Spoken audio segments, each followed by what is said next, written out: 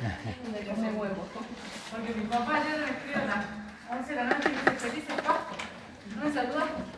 Dije, no entiendo qué es lo que tengo que decirlo. ¿Cuál es la onda de la felicidad? Bueno, no sé.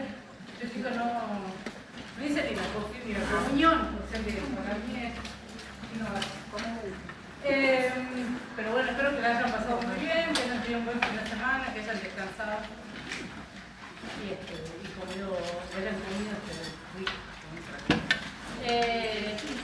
Con respecto, ahora hago las aclaraciones antes que empecemos. Con respecto a los cambios de comisión que han solicitado, yo volví a hablar con la profesora Ríos y no hay posibilidad de cambio de comisión. La única posibilidad, no sé, pero yo digo así en general porque no me acuerdo bien los casos específicos, pero la cuestión es que que va a haber un desequilibrio, primero que hay un desequilibrio ya con respecto a los inscritos en las comisiones. Yo tengo dos comisiones de full de 133 personas y hay una comisión de 12 a 14 que tiene 75 personas. Entonces ya ahí hay un desnivel en el trabajo que realizamos los jefes de trabajo práctico. El que no se inscribió en las comisiones, las dos oportunidades que les dimos, porque no fue una sola, y que yo tengo la seguridad, la certeza de que el que no se inscribió lo hizo especulando de venir a hablar y ver si se podía meter en las comisiones en el horario que quieren, porque les queda mejor, por trabajo, por situación familiar, por cualquiera de las razones que seguramente son muy válidas, pero que no podemos considerar las razones particulares de cada una de las personas dentro de 800 personas, ¿sí? Porque si no se nos complica la vida a todos. Y sobre todo porque yo acá digo una cosa y es lo mismo que yo bajo y mantengo cuando hablo con la Junta y cuando hablo con mis compañeros de trabajo. Entonces, si yo acá les dije que no había posibilidad, pero que después iba a tratar el caso con la Junta, y van y hablan con la profesora Ríos y le dicen, la profesora Nadia me dijo que sí me puedo inscribir en su comisión. Entonces yo después bajo y me dijo, vino tal estudiante y me dijo que vos le dijiste que sí te la podés meter en su comisión. Entonces yo no meto en mi comisión a nadie. ¿Sí? Porque primero que me parece totalmente desleal que si yo digo algo acá de frente, en clase, en frente de todos, que vayan y digan lo que yo no dije a la profe. Entonces, dentro del acuerdo de la cátedra era que no inscribíamos a nadie ya fuera de término, que la única posibilidad era la comisión de 12 a 14 horas y que yo en mi comisión no acepto más personas. ¿Sí? No hay cambio de comisión porque nosotros también ya tenemos que trabajar con una lista definitiva y como les dije, hasta para la elaboración del programa son decisiones pedagógicas que vamos tomando y que dependiendo del grupo que manejamos cada uno. ¿Sí? Entonces para mí ya se me complica. Hola, buenas tardes, ¿cómo estás? Se complica si tengo que aumentar a más personas. ¿Sí? Entonces como que la regla general es que no. Y por otro lado también me parece, no sé si es necesario aclararlo, pero me parece que estamos en la universidad. ¿Sí? Entonces, cada uno sabe cuáles son, en la medida de sus posibilidades, cómo es el cursado de la carrera que desean hacer según todas las demás cosas o situaciones que tienen personas en la vida. Si yo también me inscribo a cursar otra carrera, tengo que entender que yo aparte tengo un trabajo que es a veces hasta full time acá en la universidad, tengo un perro, tengo que jugar al básquet los fines de semana, entonces como que tengo que ordenar mi vida y mi cursado con respecto a mi situación personal. Y no la universidad acomodarse a la situación personal de cada una de las personas. ¿Sí? O sea, la institución no puede adaptarse a cada una de las situaciones. Entonces, hubo dos posibilidades de inscribirse, no se inscribieron, yo no puedo hacer más nada al respecto.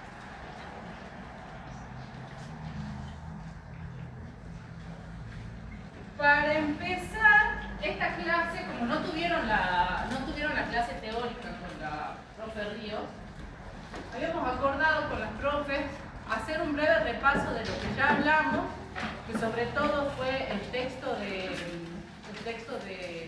que era del feudalismo al capitalismo, ¿sí? Que es el contexto que nosotros decimos el contexto del surgimiento de la sociología, y terminar de ver o ver un poco más en profundidad el texto de Ritzer, el esbozo histórico de la teoría social. ¿Sí? Que eso lo vimos como muy por encima al final de la clase la semana pasada. Y si nos queda tiempo, poder conversar un poco del texto de la introducción a la sociología, que ustedes lo tienen al texto dentro de la plataforma virtual como que dice de Hansky solamente, que es una de las autoras de ese artículo, que habla de lo social y la naturalización de lo social. Que en teoría ese es el texto que vamos a ver, que seguramente va a tratar la propia de la clase que viene, porque nosotros lo vamos tratando en el orden en el que estamos. No creo que haya como modifique, pero si no, bueno, van a ver seguramente eso y el de Giddens ya para las próximas clases. ¿Sí? Pero como no tuvieron la clase el jueves pasado de la teoría, me parece que está bueno porque también hoy haciendo ese repaso con los compañeros, es como que hay muchas, me he dado cuenta esta mañana sobre todo, yo no es que estaba así, vine con todas las luces, porque no es que pienso en el final, ahora necesito otro fin de semana para descansar de ese fin de semana que pasó. Pero lo que me di cuenta mientras íbamos hablando y sacándonos las dudas era que por ahí es como que leen dos textos separados y como que no saben cómo unir lo que dice acá con lo que dice acá. Y en realidad la historia es más o menos la misma, el cuentito es lo mismo, buenas tardes. Pero es como que lo separan mucho. No sé si me explico. Por ejemplo, habíamos hablado de las revoluciones, de la revolución inglesa, de la revolución norteamericana, y la revolución francesa, y después cuando empezamos a hablar del otro texto decía, pero esto es ¿de qué época es? ¿De qué siglo es? De la revolución industrial, entonces ¿cuándo fue? Entonces como que me parece que les cuesta por ahí sincronizar las dos cosas. Y que yo les decía esta mañana también que a mí me parece como que que me ayuda a veces cuando hago esas lecturas de cosas históricas, es ver cómo se hace el proceso o dónde estábamos nosotros, por ejemplo, como nación, cuando estaba pasando eso en Europa y en qué contexto estábamos nosotros acá. ¿Sí? Porque más o menos como hijos de España venimos como unos ciclos atrasados, pero venimos como repitiendo algunas cosas, ¿no es cierto? Entonces como que esta cuestión de decir, que yo les decía el otro día, no nos despertamos de la noche a la mañana en la modernidad, también nos ayuda en el contexto argentino, por ejemplo, ver cómo se van desarrollando las cosas, porque si nosotros decimos, la revolución norteamericana empezó en 1776, pero ahí no se independizó Norteamérica tampoco, sino que fue un proceso, igual que nosotros en la Revolución de Mayo, fue nuestro primer grito de libertad, pero tuvimos que esperar 6 años más para ser libres. ¿Sí? Entonces esos procesos que van avanzando, como que por ahí nos cuesta situarnos en el tiempo. ¿Sí? O por ejemplo, hoy me decía la compañera, si yo digo que en 1700, ¿en qué siglo estamos? En el siglo XVI, XVII, XVIII, ¿ves como que es como que esas cosas por ahí, en lo que es la línea de tiempo, que yo le dije que para la clase que viene voy a tratar de elaborar como una línea de tiempo como más ordenadita para que ustedes la tengan también, que se lo ubiquen mejor, que lo puedan ver mejor. ¿Sí? Como que eso me comprometí yo. O sea, les hago un trabajo pero bueno, esa es la idea, como que para mí por ahí se le superponen o no entienden muy bien el orden de las cosas, y nosotros hablamos por ahí de hechos puntuales en el transcurso de la historia, y sin embargo es como que todo eso son productos de un proceso mucho más largo, ¿no es cierto? Y que el resultado se ve como al final. Es decir, hablamos ella me dice, pero la revolución industrial.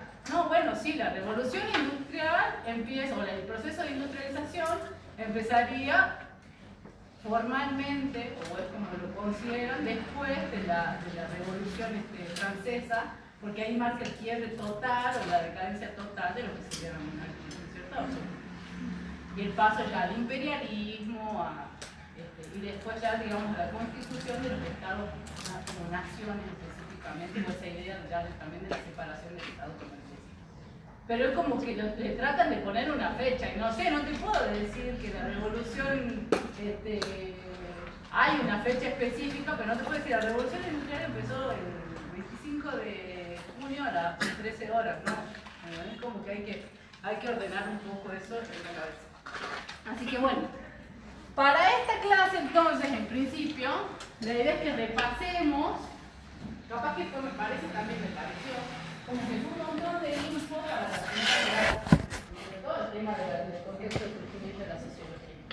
Entonces, que lo podamos ordenar de nuevo, lo conversamos, porque ya lo leyeron 3 veces ese texto, yo quiero creer. Entonces, para que lo conversemos un poco más y podamos avanzar con el texto de lectura. ¿Sí? Entonces, hablamos de que la Edad Media tenía en un primer momento, como en la temprana Edad Media, ¿sí? Decíamos a principios del siglo VIII, siglo IX, en la temprana Edad Media hablábamos de una monarquía que era de tipo feudal, ¿cierto? ¿Y cuáles eran las características? Esto es para que participe, porque yo le pregunto y usted me dice, sí, profe, no, profe. O sea, me contestan. Entonces, ¿cuáles eran las características de esa monarquía que era de tipo feudal? La Iglesia intervenía mucho en el Estado, se basaba mucho en el mandato divino. Sí. Tenía una economía de subsistencia, ya que lo que producían solamente era para poder vivir y nada más. Si hacían algo de más, hacían un intercambio, porque el hecho de la idea de lo que era la parte monetaria era complicado.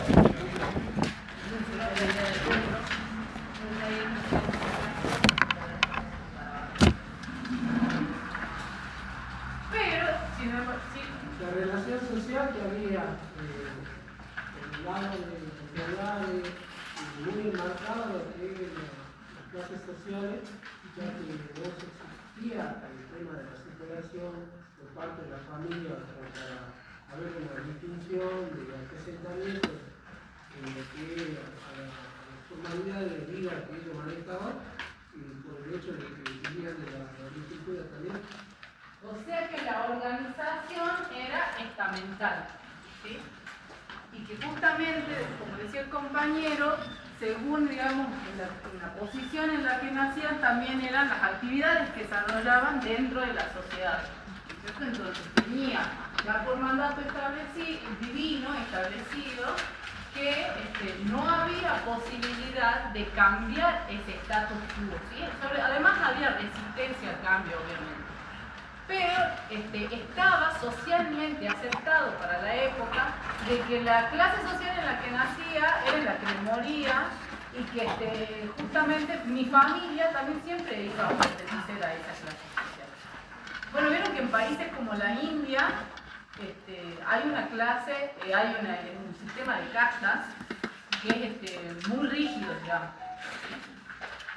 Si yo nací, el señor de las ratas, vieron que hay un señor hay una casta, que son los que se ocupan de las cuestiones que tengan que ver con las ratas, no es horroroso, pero bueno. No quiere decir que mi familia va a ser toda, o sea que eso fue mi abuelo, eso soy yo y eso voy a hacer, y no hay posibilidad de que sea de otra manera, ¿sí? O sea, no hay posibilidad de cambiar. Hay una novela sobre eso, pero no me acuerdo cómo se llama. Pero había una novela, estaba bien eso, porque uno se enamoraba de una que no era de la otra, era de la otra casa y no se pueden casar entre sí. Pero bueno, yo me vi todas las novelas mundiales, no soy para. Pero bueno, en esa novela explicaban bien justamente cómo era el sistema de casa. Bueno, en el momento de la Edad Media, esta sociedad que era mucho más primitiva, que la economía era de subsistencia, el trabajo era netamente rural, entonces no había posibilidad de cambiar ese estatus, o sea, no había posibilidad de movilidad social, lo que se dice ahora, ni de cambiar el estado, digamos, en el que el estado o el lugar que yo ocupaba, el estamento, el que yo ocupaba o que la persona ocupaba dentro de esa sociedad, ¿sí? Porque se consideraba además que la sociedad funcionaba bien así. Era como que, ¿para qué vamos a cambiar algo que funciona?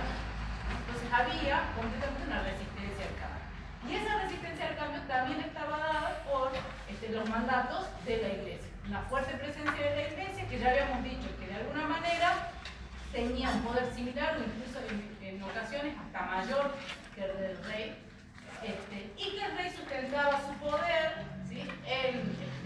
Digamos que también el apoyo que tenía de la iglesia, pero en el sistema de vasallaje, ¿sí?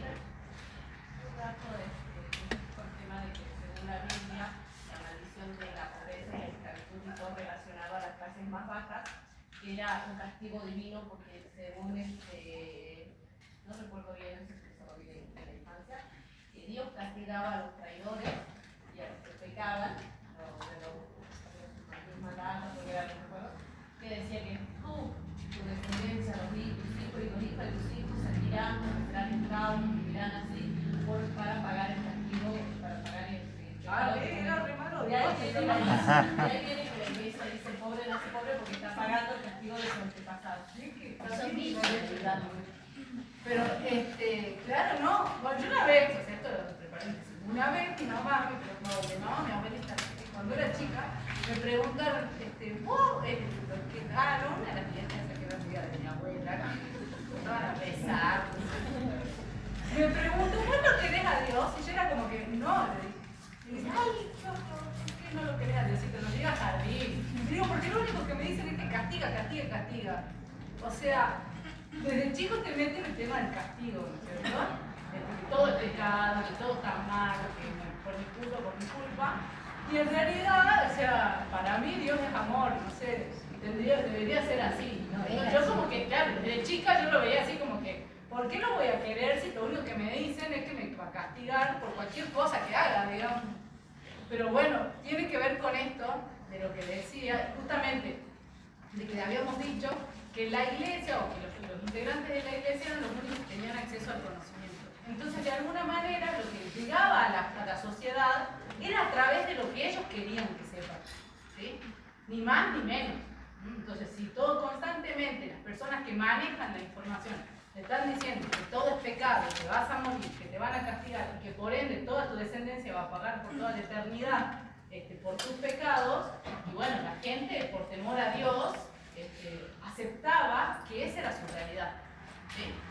Entonces, decíamos que de alguna manera el poder del rey se encontraba, o sea, él como que era un poco más que sus iguales, decíamos. Se hablaba de que el rey era el superior entre los iguales, porque entre los nobles era como el que tenía más estatus, ¿sí? Y se apoyaba no solamente en la iglesia, sino que además en el sistema de vasallaje, ¿sí? Entonces, que cada señor feudal se ponía o le juraba lealtad al rey, y que a su vez ese señor feudal tenía un caudal, ¿sí? De una tierra, una porción de tierra y un caudal de personas que vivían bajo su misma protección, que les ayudaba o que brindaba el servicio o el auxilio militar al rey en caso de que sea necesario, ¿sí? Entonces muchas veces el poder que el señor feudal representaba era la cantidad de personas que podía poner al servicio, ¿no es cierto?, del rey en caso de cualquier conflicto bélico. O cualquier, no sé, pelea por límites o lo que sea, pero el señor feudal también entonces de alguna manera tenía poder, porque según la cantidad de personas que tenía para ofrecer, ¿no es cierto?, cuántos fieles tenía, o cuántas personas se encontraban bajo su protección, que le permitía decir, bueno, yo tengo tantas personas para aportar a la guerra, ¿sí? Pero no se conocía lo que era el ejército como profesional en ese momento, ¿sí? Sino que en realidad todo se constituía más con base con la milicia. En ese momento, o sea, con el avance, digamos, de alguna manera de la Edad Media, ese tipo, digamos, de sistema de vasallaje, sobre todo, empieza a entrar en crisis, ¿sí? Porque aquí empieza después también a crecer el poder que tenía el rey. Que lo que después vamos a conocer ya como las monarquías absolutas, a fines ya de la Edad Media. Este sistema en el que se sustentaba su poder el rey, de alguna manera entra en crisis porque empieza no solamente, la iglesia siempre tuvo importante, pero empiezan a existir ciertos quiebres que ya habíamos dicho, que hacen que la misma religión entre en crisis, ¿cierto? En realidad no sé si la religión, pero sí la institución de la iglesia. Que está relacionado, en primer lugar, porque eso también me preguntaban los compañeros, porque en el otro texto también habla de los cambios religiosos, ¿sí? Pero es como que lo sitúan a los cambios religiosos cerca de la revolución industrial. Y no, en realidad si ustedes se ponen a pensar, la reforma protestante es como el punto de partida para todos los demás cambios económicos y que aceleraron de una manera impresionante en pocos siglos los cambios sociales hasta llegar a la Revolución Francesa, ¿sí? La reforma protestante dio lugar en primer, como decía acá el compañero, una de las, es como que para mí, yo como lo interpreto siempre, es que claro, la iglesia manejaba todo, como manejaba el conocimiento, manejaba el castigo, habíamos hablado que a partir del diezmo estaba la compra del perdón. La venta de la indulgencia. Exactamente. Entonces, esa idea se quiebra completamente con la Revolución Protestante.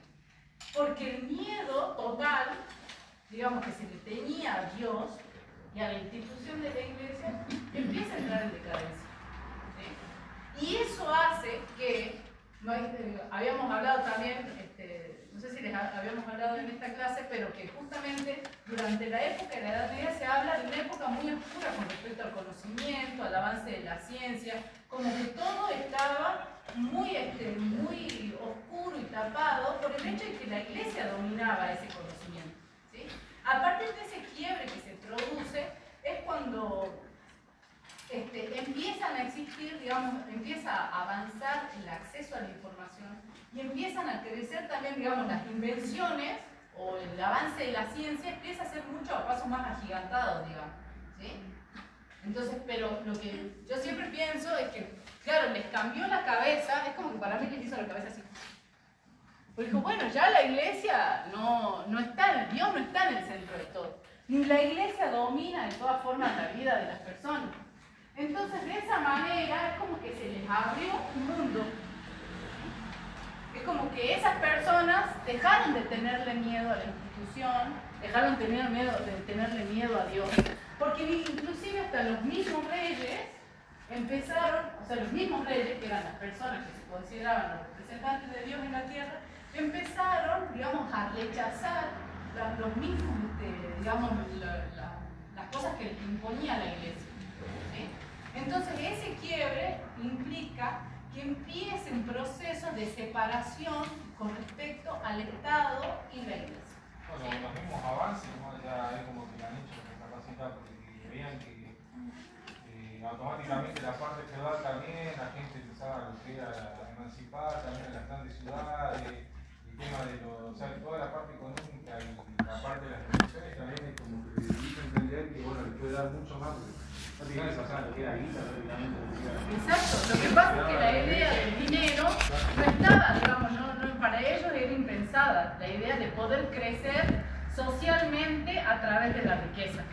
Entonces, que empiecen a aparecer personas, de alguna manera, nuevos, digamos, que empiecen a haber estos cambios sociales, ¿sí? Que se empiece a cambiar el modo de producción no solo del trabajo. Sí, pues se podría decir, digamos, que fue, digamos, el fin del teocentrismo y pasamos al antropocentrismo, donde el hombre, digamos, era el centro de la vida y el conocimiento, digamos, buscando el fin siempre del hombre. Exactamente. Porque la idea del hombre como centro de todo, el uso de la razón, el conocimiento, o sea, llegar al conocimiento. En principio de la Edad Media, no toda la gente sabía leer. O sea, los que sabían leer, los que tenían acceso a los libros, a la escritura, era la gente de la iglesia. Inclusive a veces ni los reyes sabían leer. O sea, gobernaba. O sea, imagínense que habían reyes que estaban locos, o sea, había siempre gente con más poder inclusive que ellos mismos, que solamente estaba la figura puesta ahí. Porque tenían más dinero. Exactamente. Pero bueno, igual la iglesia siempre fue la que tuvo más dinero.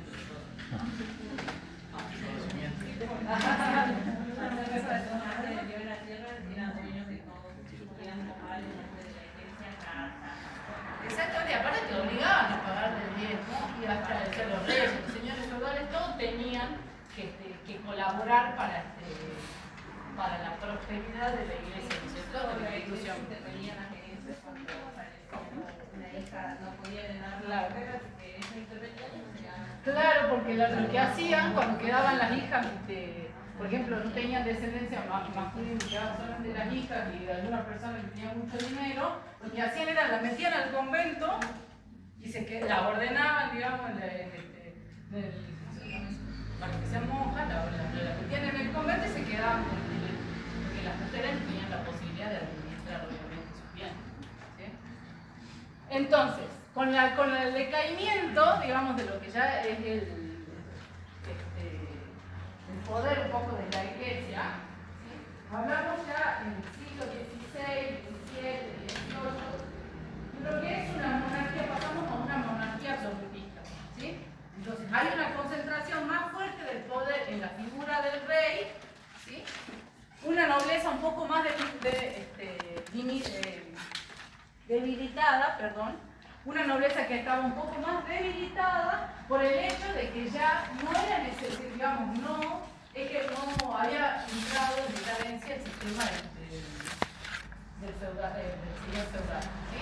Entonces los nobles ya no ejercían ese poder, el poder que tenían antes sobre el rey, o no compartían ese poder, digámoslo bien, con el rey, y el rey pasa a tener el poder absoluto.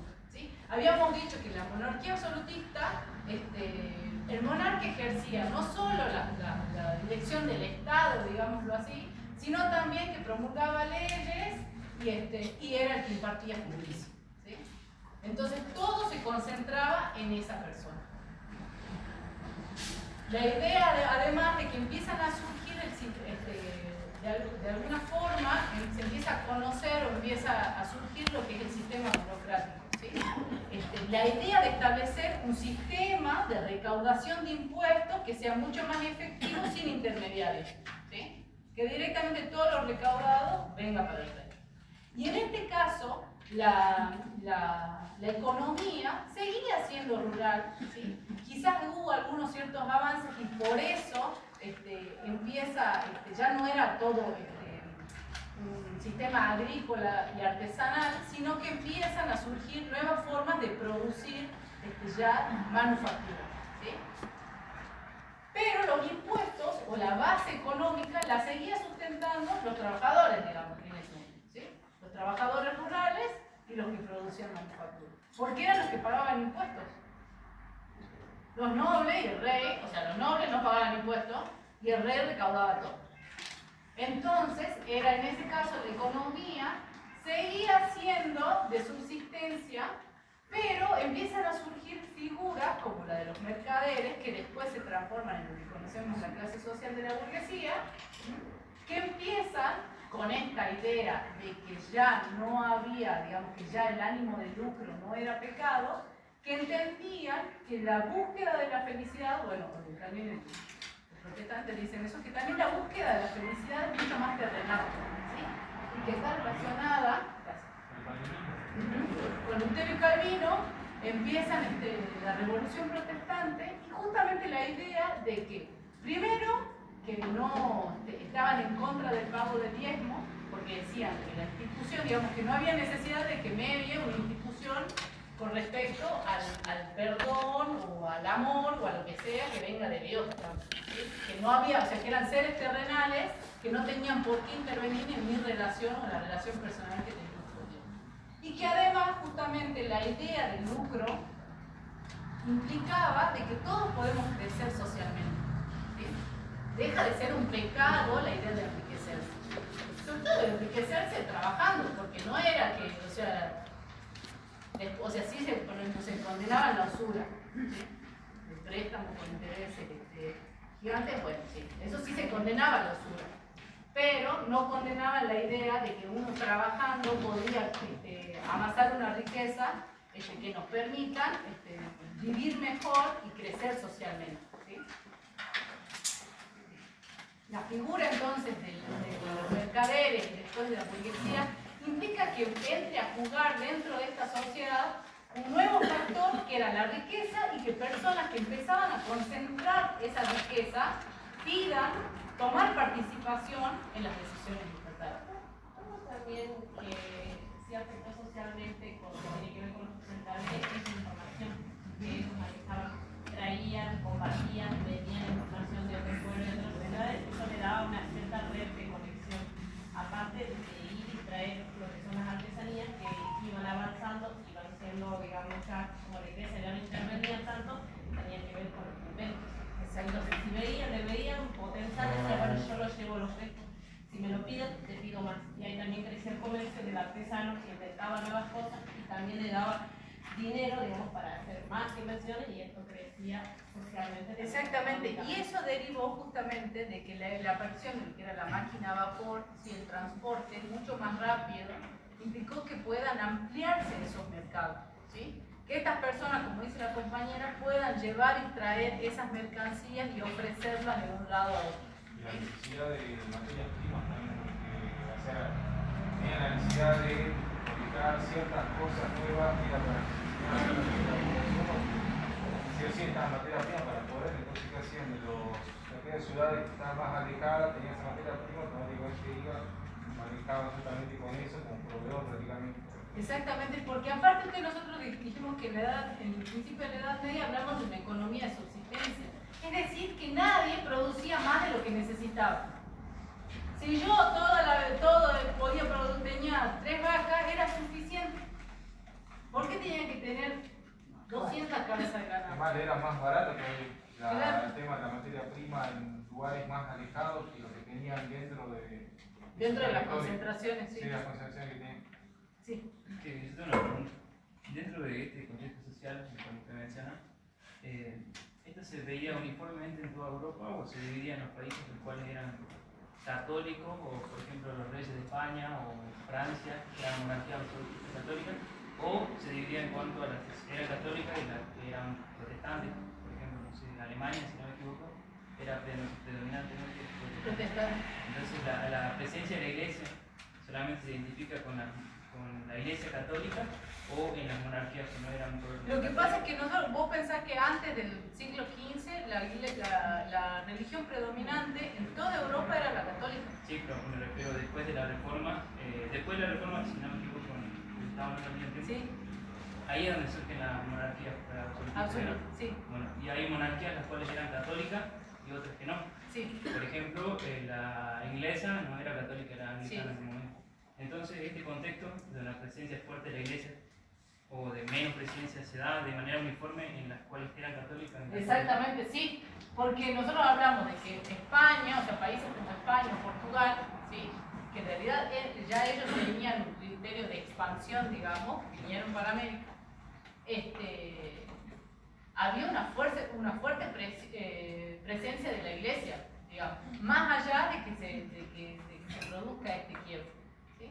Nosotros fuimos descubiertos en 1400. Entonces estamos diciendo que en ese momento, cuando nos estaban conquistando nosotros acá, ellos ya tenían 8 o 9 siglos de anticipación. O sea que nosotros llegamos, por eso le digo que está bueno por ahí traspasarlo a lo que vivíamos acá. Porque, por ejemplo, reinos como el de España o el de Portugal conquistaban, ¿sí? Y usaban la iglesia, digamos, y lo que mandaban eran a colonizar. Colonizar. Evangelizar. Perdón chicos, tengo ahí un problema. Claro, que justamente Tengo una negación con la cuestión. Pero sí. Tenía la organización para que invite a la gente, El representante de la iglesia, porque al ser representante de Dios de la tierra, él venía y era dueño de la tierra. Exactamente. Entonces, pero no era dueño de las personas, y ahí estaba el parte más allá, que le decían: yo soy dueño de la tierra, quieren vivir en mi tierra, sométanse a mí. Las personas no sabían, no hablaban el mismo idioma, así que les enseñaban a decir sí, listo. Claro. La idea usted, no sé si alguno. Eso tiene que ver con las misiones jesuitas que se mandaron. Exactamente. La idea de evangelizar, usar la religión como, digamos, Soy católica, pero imponer hasta ahí una nomás. religión Soy para poder católica, someter pero a hasta ahí un pueblo. nomás.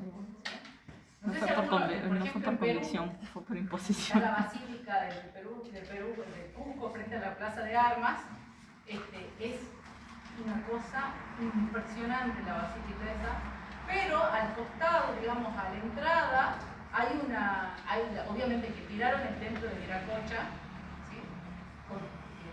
Vieron que cuando colonizaban los españoles trazaban bien las líneas, la plaza central, la iglesia al frente y después se construía alrededor de la plaza. Bueno, la basílica del Cusco está construida donde era el antiguo templo de Viracocha.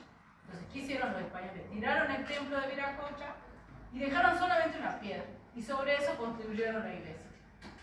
Entonces los indios, ¿sí?, iban a la iglesia solamente porque quedaba esa piedra del templo de Viracocha, lo que a ellos les representaba. Pero igualmente era una forma de obligarlos a ir a la iglesia, ¿sí? Entonces el proceso de evangelización era así.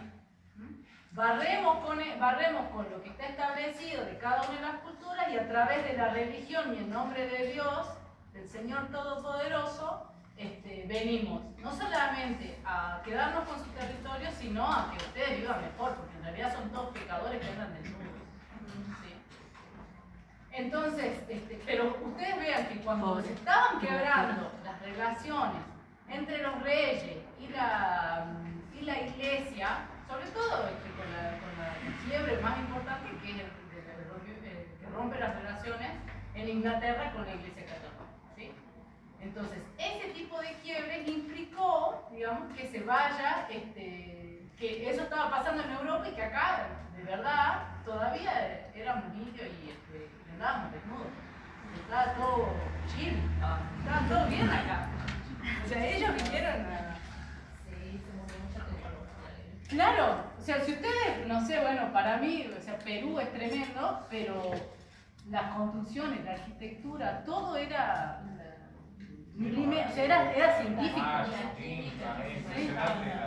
Cómo creaban el jabón, cómo creaban todo. Productos de higiene, productos de limpieza que Roca nunca había visto en su vida, por lo cual se desechó, se volvió alimentos. Formas de cocinar también, claro, que se perdieron. La gente se empezó a morir acá porque ellos trajeron el peste, digamos, y la mugre aparte, con ellos mismos, que no se bañaban. La parte del sistema de drenaje y todo, o sea, era completamente lo que era bastante avanzado que Europa. Exactamente, nada más que bueno, ellos llegaron a esta nueva tierra a colonizar, pero ellos ya tenían siglos de avance, ¿sí? Los romanos son una civilización avanzada en ese sentido. También, sí.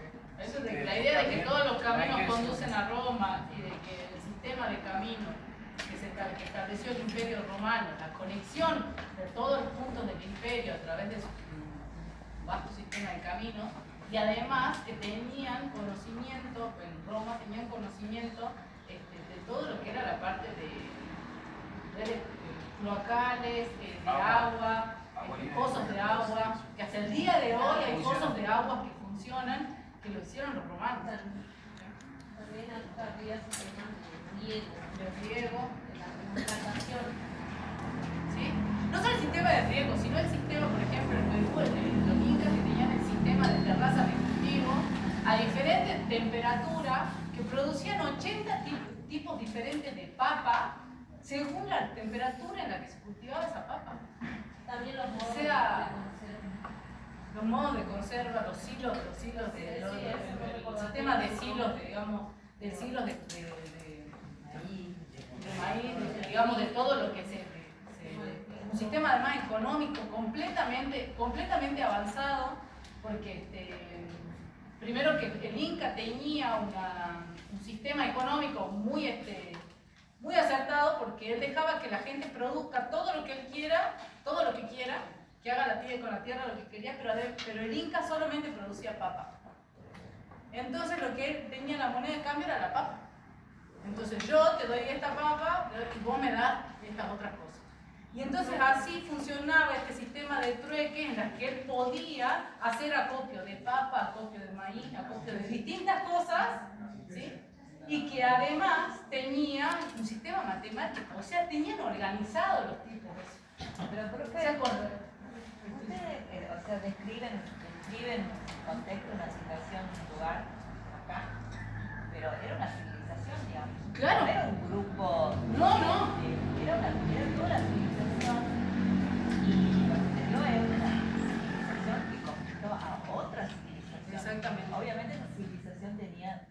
todo su régimen y su sistema.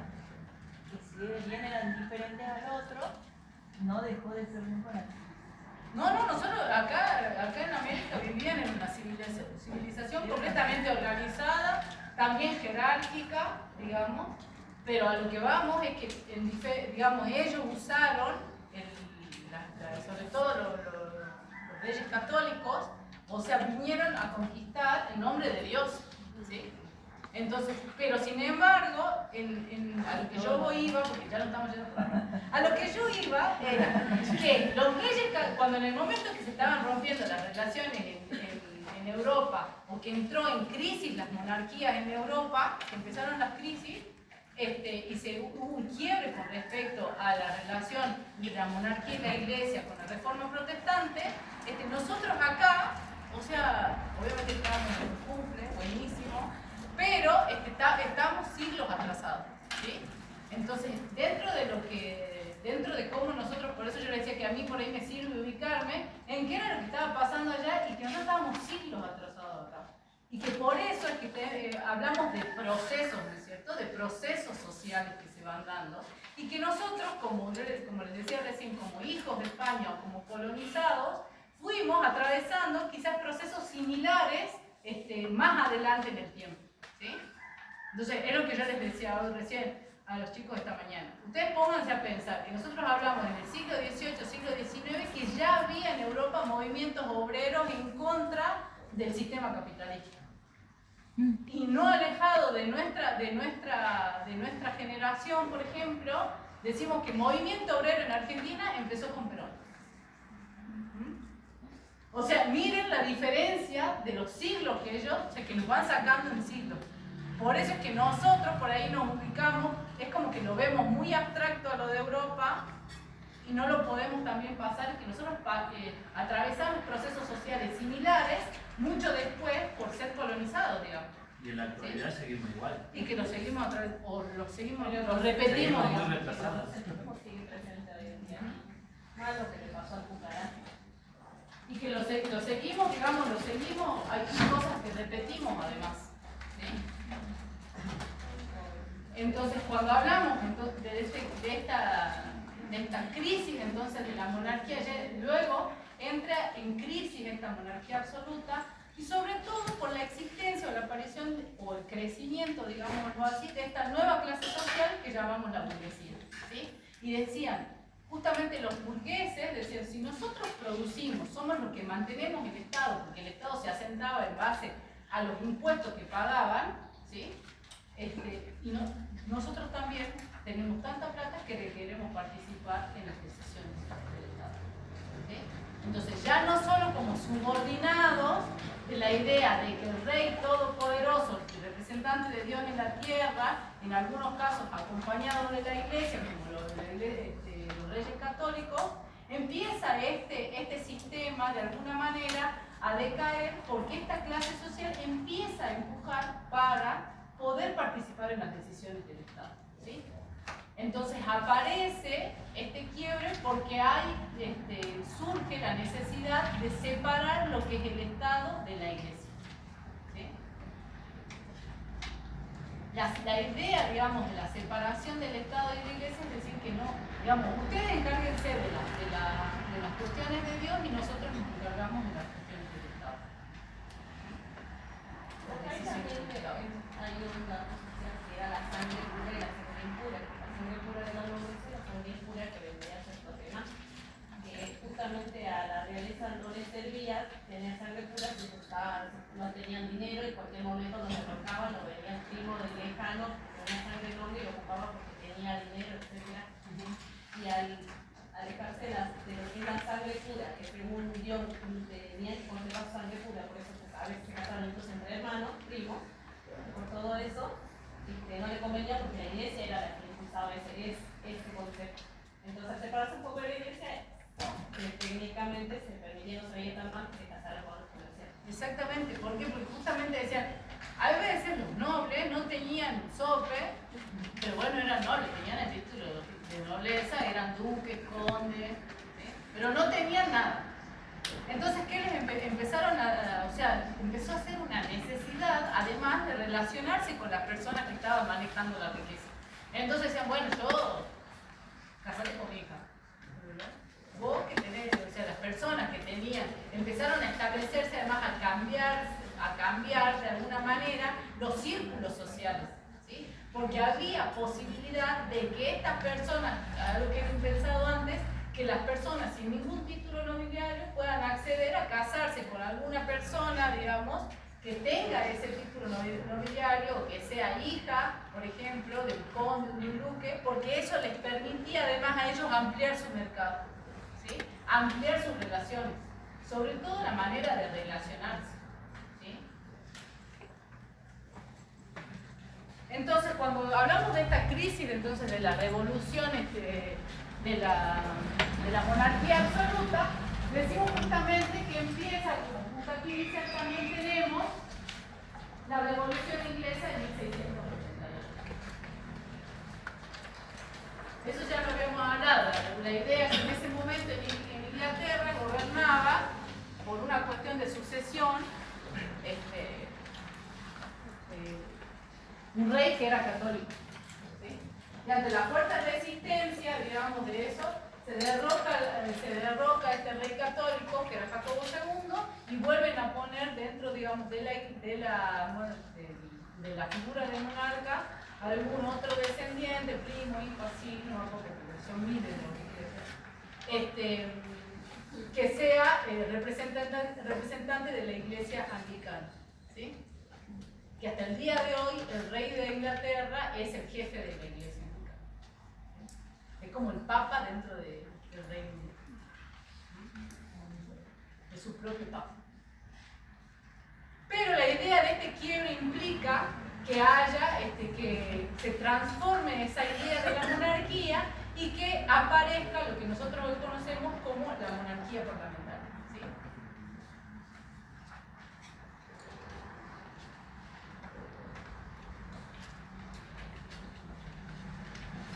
Sí.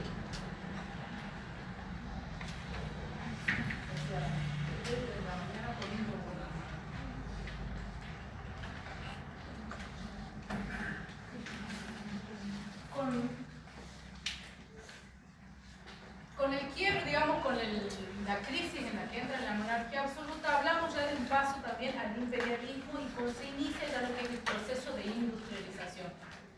¿Sí? La revolución norteamericana es como que determina, ya pone en jaque, digamos, la idea de la colonización y de la aceptación general de que estaba bien pagarle un impuesto a un rey que no conocían y que estaba bien en patriota. La idea justamente es que los colonos, en su crecimiento, digamos, en el vasto territorio de los Estados Unidos, digamos, empezaron a quejarse de la suba de los impuestos. ¿Sí? Como desde el otro lado del océano, que se encontraban en crisis económica, aumentaban los impuestos a las colonias.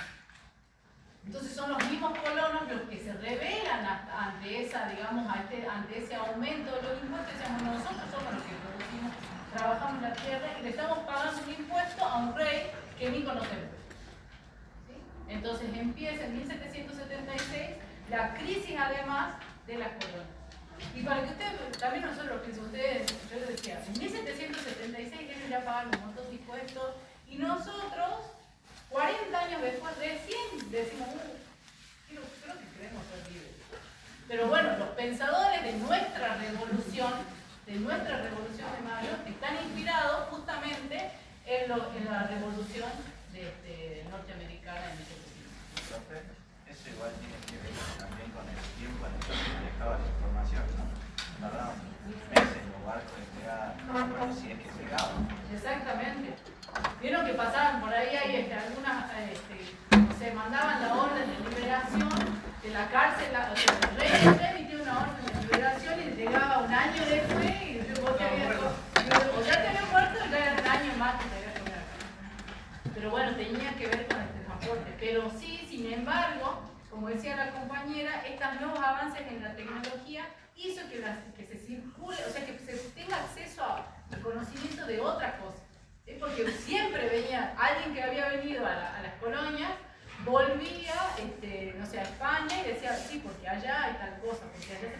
producir tal otra, porque me compraron tales productos, entonces tengo que llevar más de esos productos. También los pensamientos, como había sociedades que avanzaban más en lo que eran las ideas revolucionarias, y esto a veces se filtraban si iban a otros lugares, por la razón que sea, y esto también esparcían ese tipo de pensamientos, y uno que vivía siempre sometido a una realidad, conoce la realidad de otro, que ellos sí pudieron, si ellos pudieron, porque eso no, y empieza toda esta revolución de pensamiento. De igual manera, ahí en lo que dice ahí, por ejemplo, del pensamiento revolucionario, por ser que sí empezó lo que es ese pensamiento revolucionario, pero hubo un hecho que a nosotros nos favoreció y nos dio tiempo para poder dar ese paso. Que no se recuerda, en 1801 Francia toma España y automáticamente como que quedamos nosotros.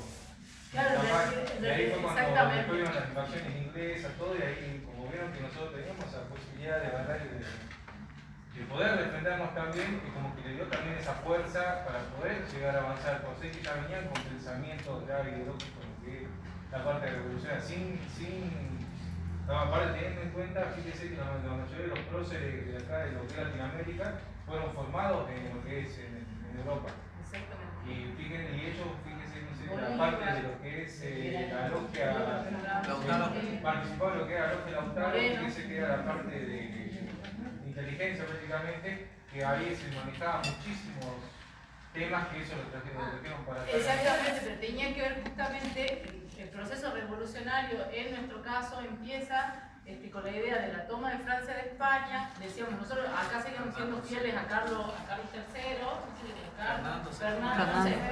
Yo no sé, son todos Carlos, Fernando. La cuestión es que lo ponen el hermano de Napoleón pasa a ser como el rey. Pero había obviamente que la facción, digamos, que reconocía que por más que esté exiliado, seguían reconociendo el poder y la autoridad en el rey de España. ¿Sí? Pero eso también importa porque el tema del pacto de Basilea que se hizo al principio, que se juró lealtad al rey, no a la corona. O sea, al rey representante a él.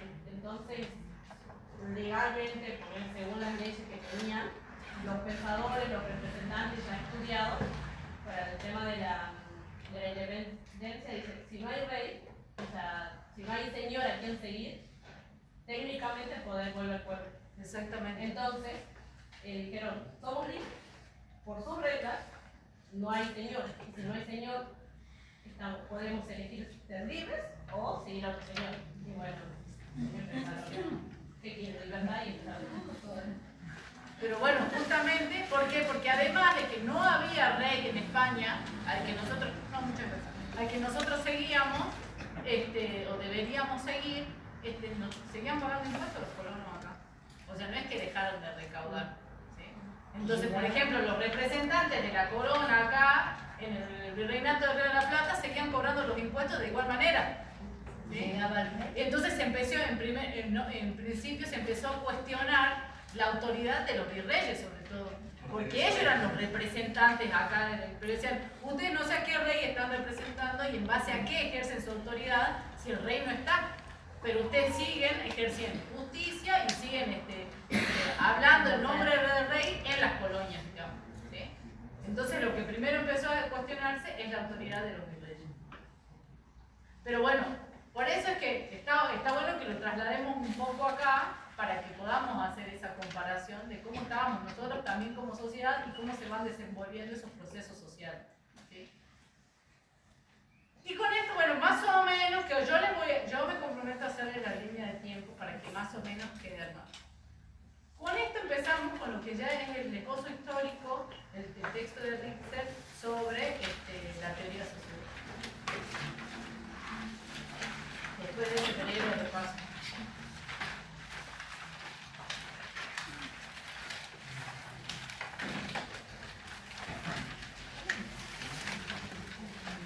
Entonces nosotros en este texto que ustedes ya leyeron, podemos decir que las fuerzas sociales influyeron en el desarrollo entonces de la teoría sociológica, ¿sí? En primer lugar, o la más importante, como ya les dije, esto es producto de un proceso, ¿no es cierto?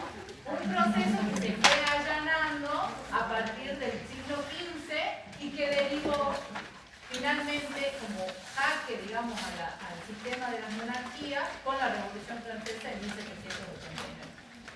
La idea de la igualdad, la fraternidad y de la libertad, digamos, que propugnó la Revolución Francesa, implicó justamente que el crecimiento de la burguesía era tal que dijo, bueno, somos todos iguales. Entonces, entonces fue desencadenando, digamos, este quiebre definitivo, dio paso, digamos, desencadenó una serie de hechos que dio paso a lo que ya llamamos la industrialización o el proceso definitivo de industrialización. Nosotros dijimos que ya avanzada la Edad Media, fines de la Edad Media, paso a la Edad Moderna, a partir del siglo XV, aparecieron nuevas formas de llegar al conocimiento. La imprenta favoreció justamente la idea de que esa distribución del conocimiento sea más equitativa, ¿sí? Por eso que ya habíamos dicho que justamente cuando empieza a distribuirse, empiezan a salir libros, empieza la idea de que se puedan publicar cosas, empiezan a salir folletos, panfletos y todo, es que la Iglesia Católica además, a través de la Santa Inquisición, trató de frenar eso, quemando libros, ¿sí? Matando gente, quemando a las brujas. El primer libro impreso fue una Biblia, Al que lo mataron, al que tradujo la Biblia. Al que tradujo la Biblia. Pero bueno, por ejemplo, estaban las teorías, no sé, de Galileo Galilei, todo. O sea, todo eso circulaba de manera clandestina y se imprimía de manera clandestina porque ya no era la Iglesia la que tenía el poder de coartar el acceso a la información. Entonces dijimos que ese proceso implicó nuevos avances en la ciencia, en la tecnología, la aparición de la máquina a vapor, el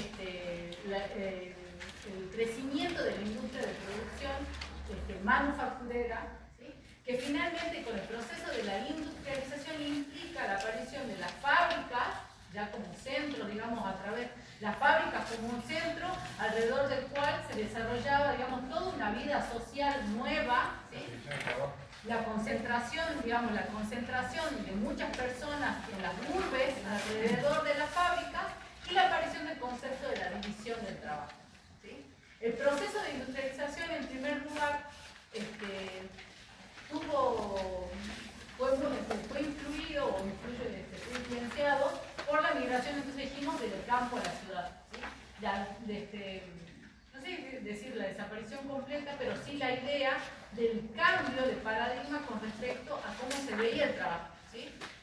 Desaparece el sistema, de alguna manera es como que pasa a tener menos importancia el sistema agrícola, rural, para pasar a una economía completamente industrializada. Más que nada, profesora, tenía que ver también el tema de la mano de obra, porque uno en el campo era una cosa de producir y vender, no actividades completamente que hacían a pesar de las personas estar constantemente viendo el tema de su producción y la venta. En cambio, cuando iban a trabajar como empleados, eran únicamente aquí un sueldo, una remuneración en base a lo que él hacía de esa empresa. Exactamente. Que posteriormente también deriva con el tema de la industrialización, el tema de la creación de los sindicatos. ¿De qué? Los sindicatos. Los sindicatos. Un poquito más adelante. La aparecimiento de las máquinas, eso que reduce el tema de los recursos humanos. Cuando nosotros hablamos de que se abandona este sistema agrícola de subsistencia para un paso de una economía ya industrializada, ¿sí? Se vio favorecido este crecimiento económico por la migración del campo, o sea, solamente para los capitalistas, con la migración del campo a la ciudad, ¿sí? Como dice el compañero, una de las cosas más importantes es la idea del concepto de la aparición, que después vamos a ver con Marx más detalladamente, la idea o el concepto del salario, ¿sí? Que antes había sido impensado.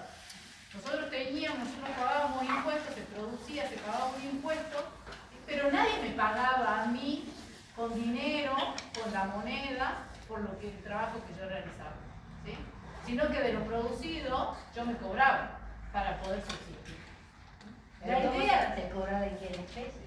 Claro, en especie. Porque yo producía, me quedaba lo que era necesario para mi subsistencia, lo demás lo pagaba en impuestos, y si me quedaba algún remanente lo intercambiaba por algo que necesitaba en el mercado, porque habíamos dicho que el sistema de trueques era, digamos, cómo se me hacían los intercambios. Porque hay también todo ese pensamiento del proceso. Es decir, yo acá, si lo digo bien mal, sería mal, porque tema de ir a las organizaciones, de ir a trabajar, ganar más dinero y enviar a la familia o llevarse a la familia, eso de si voy para allá, quizás podremos tener nuestra propia casa, podemos hacer tal cosa, acá no lo vamos a lograr. Entonces muchos migraban justamente por esa posibilidad de avanzar. El crecimiento, dijimos entonces, la migración del campo a la ciudad facilitó, digamos, no solamente este proceso. ¿Por qué? Porque la cantidad de gente, o sea, el trabajo que había en la ciudad, digamos, no era suficiente para la demanda de empleo. Entonces, yo a los trabajadores, o yo, capitalista o burgués, que tenía una fábrica, le pagaba una cierta cantidad de dinero a mis empleados. Pero todo el tiempo estaba llegando gente a la ciudad, ¿sí? Como dice, o sea, o solo o con la familia, con ánimo de crecer. Entonces, si yo en ese proceso de producción me perdía un brazo, y bueno, no importa, correte para acá que tengo 10.000 esperando afuera para ocupar ese puesto.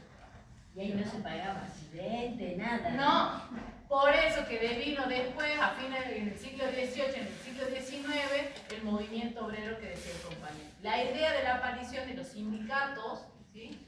Bajo, digamos, con la idea de alguna forma contrarrestar los males del capitalismo. ¿Sí? Exactamente. Además, nosotros habíamos dicho que con la monarquía absoluta se había establecido o había sentado las bases de lo que era una burocracia bastante organizada para la recaudación de impuestos, ¿sí? Este crecimiento poblacional y la masificación que se daba en los centros urbanos implicó que además deban crearse nuevos sistemas, no solamente para la recaudación de impuestos, ¿sí? Era ya una economía en base a este proceso burocrático para todo, digamos. Esta economía, habíamos dicho que ya había dejado de ser de subsistencia para ser una economía industrializada, pasó a lo que empezamos a conocer como una economía de libre mercado. Y esa economía de libre mercado justamente estaba determinada por la idea del crecimiento, ¿sí? Económico o exponencial que habían tenido la clase burguesa, y que de alguna manera eran los que seguían sustentando el Estado, y por lo tanto había que dejarlos hacer. ¿Sí?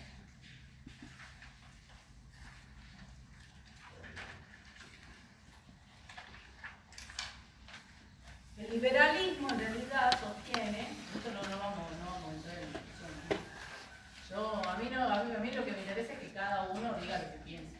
Pero en realidad, si vamos a la teoría pura, la idea del liberalismo y de la teoría del libre mercado es dejar hacer, dejar pasar.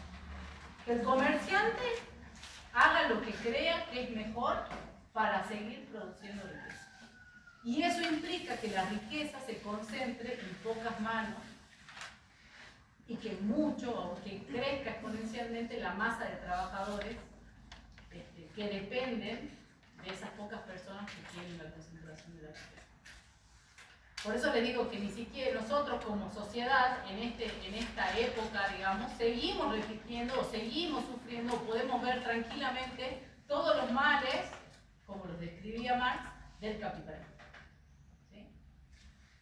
En realidad Marx, sin ser sociólogo específicamente, porque en realidad él lo que quería hacer era una teoría económica, ¿sí? Pero sin embargo es considerado uno de los padres de la sociología, ¿sí? Porque para hacer su crítica concreta, razonada, fundada del sistema capitalista, hizo todo un trabajo sociológico y explicó cuáles eran los males que atravesaba la sociedad o la parte que él creía que era la perjudicada por el capitalismo, que era el proletariado.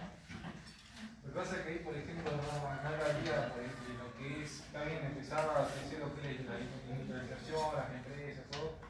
Y hablaba justamente de la parte negativa. Exactamente. Lo que es el crecimiento demográfico, la explotación en ese tipo de empresas, que justamente por eso es que, como decía uno de los compañeros, tenemos que ver la posterior, segregación de obrero. ¿Por qué? Porque no había algo que lo regule justamente ese tipo de situaciones. ¿no? Porque justamente la idea de la teoría del libre mercado es que quienes pasaron a tener el poder dentro de la sociedad eran los que tenían la plata, era el capitalista. Entonces, el capitalista tenía, o el burgués tenía la posibilidad de hacer todo lo que sea necesario, que esté a su alcance, para que siga creciendo la economía. ¿Sí?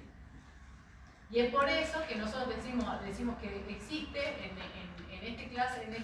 en este sistema y en esta sociedad una concentración de la riqueza en manos de pocas personas, que son los que concentran el capital, los medios de producción, que después lo vamos a ver bien cuando veamos Marx, pero que implicaba un montón de males para la clase trabajadora. Esta clase trabajadora que había venido del campo a la ciudad en búsqueda de una vida mejor y que a veces venían solos, venían con su familia, pero decíamos que aparece la idea primero del salario y específicamente, y ya de manera más acentuada, la división del trabajo. ¿Sí? Hablamos de una economía industrializada donde había fábricas y por lo tanto dentro de ese sistema el hombre pasó a ser un engranaje más en el proceso de producción. ¿Sí? Entonces nosotros tenemos miles de empleados, 100 empleados dentro de la fábrica y miles afuera esperando porque a alguien le pase algo para entrar a ocupar su lugar. Y eso es lo que decía usted, por ejemplo, que nosotros, lo que sucedía allá después de siglos, nos ocurrió acá, que quizás acá también sucedió lo mismo. Exactamente. Cuando empezó lo que es la parte industrial acá en la Argentina, vio el tema del DN de las primeras máquinas que eran, en Buenos Aires, cuántos muertos hubo, que sea toda gente que venía justamente de Europa para acá. Sí, del campo, nosotros mismos, nuestra propia, digamos, la población rural que migró hacia la ciudad, sumado a todos, digamos, los europeos que ya estaban en crisis allá y empezaron a venir a buscar o a probar suerte a esta tierra. ¿Sí? Que se fomentó. O sea, más allá de que nuestra constitución, la constitución de Albert de 1853, decía y fomentaba la inmigración para el crecimiento del país y el crecimiento de la economía. Ni tan lejos, hoy en día, hoy, mañana, todo el año que viene, probablemente siga siendo así.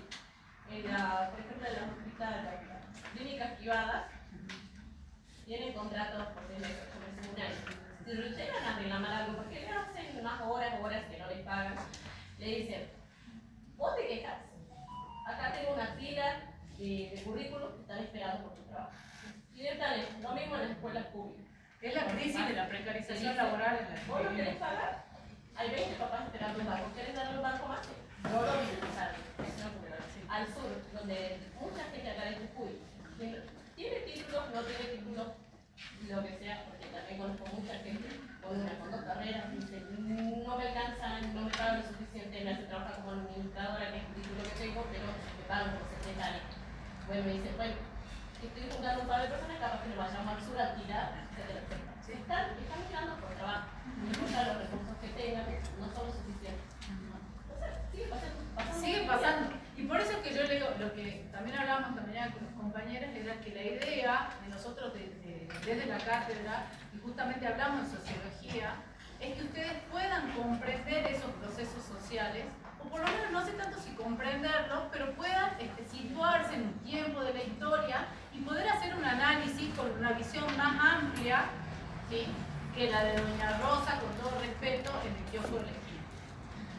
Porque doña Rosa ve todo el día C5N, entonces va a repetir lo que dice Jorge Rial en Argentina.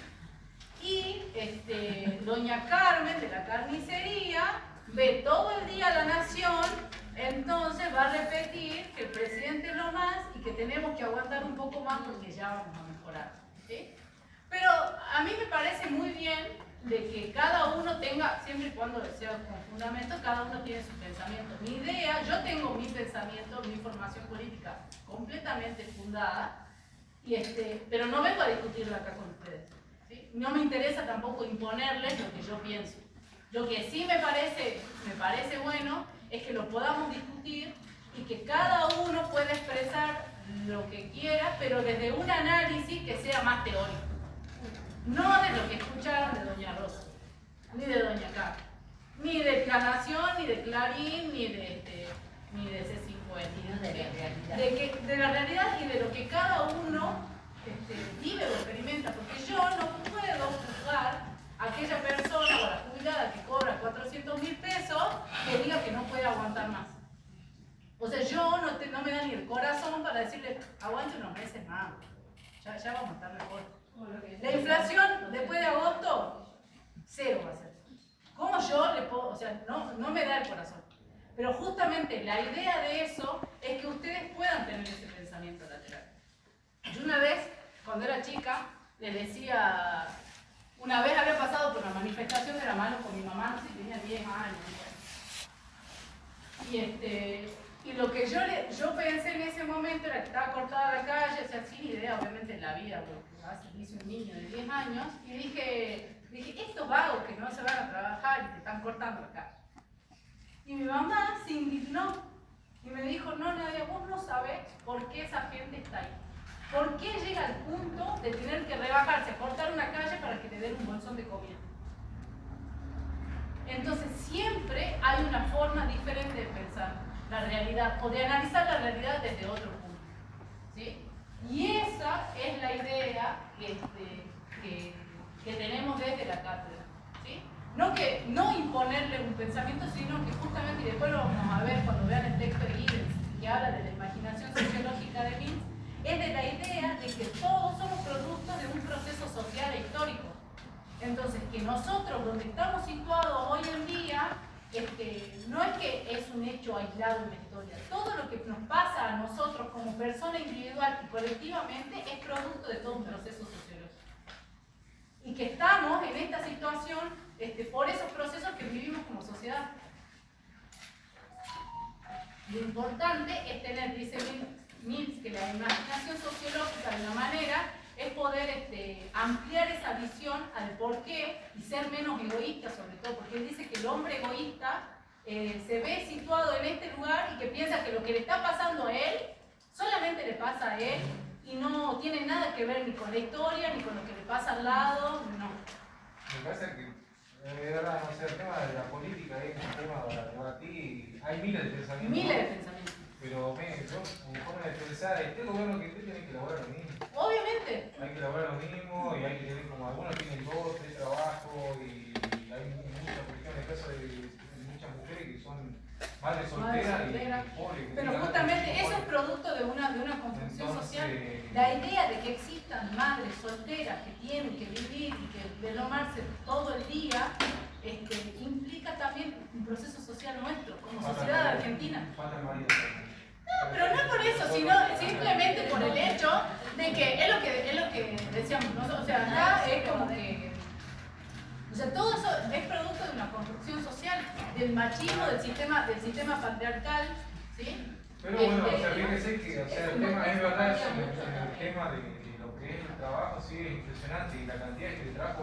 Pero no es que nosotros en Argentina somos unos iluminados porque tenemos que laburar. En todo el mundo labura todo.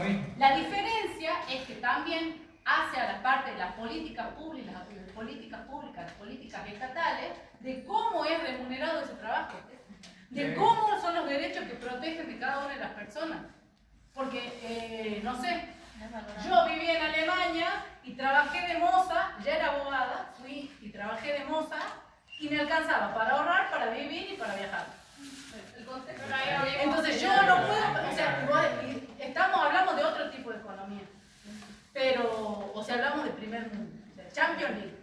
Pero más allá de eso, es que nosotros estamos acá en esta sociedad y ¿por qué el trabajo es mal pago? ¿Por qué seguimos hablando de precarización laboral? No es una cuestión solamente de Argentina, es una cuestión de América Latina, pero justamente porque estamos siglos atrasados a la sociedad europea. Prácticamente estamos hablando del esclavismo moderno.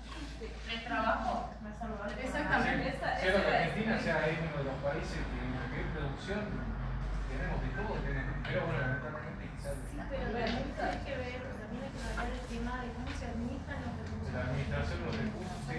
El contexto que quería marcar también, el tema es que me parece que la madre trabaja mucho, vos no sabés qué contexto está. Tiene cuidado los chicos cuando trabajan. Tiene familia, gente que no tiene familia. Vos tenés que elegir entre trabajar o cuidar. Bueno, vas a trabajar, se te desaparecen los chicos. No sabes dónde vivir, tenés techo propio, tenés techo prestado, te prestan las chicas.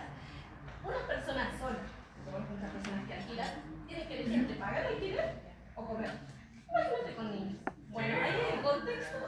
Por eso le digo que la idea, claro, que la idea es que dentro de, tiene que ver por eso con políticas públicas, políticas estatales. Por eso yo siempre les digo a ustedes, ¿sí? Yo siempre les digo a los estudiantes que ustedes esta es sociología del derecho, tiene un montón de filosofía obviamente, pero la idea es que ustedes puedan ejercitar ese pensamiento lateral, ¿sí? Cada uno puede tener su postura de lo que sea, pero me parece que la idea de analizar los datos objetivos lo más objetivamente posible, ¿sí?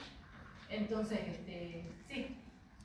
La sociología también nos dice que todas las sociedades tienen procesos distintos, porque no podemos comparar el proceso que tuvo Inglaterra mientras ya estaba en una monarquía parlamentaria, mientras en los otros estados europeos todavía eran una monarquía absolutista.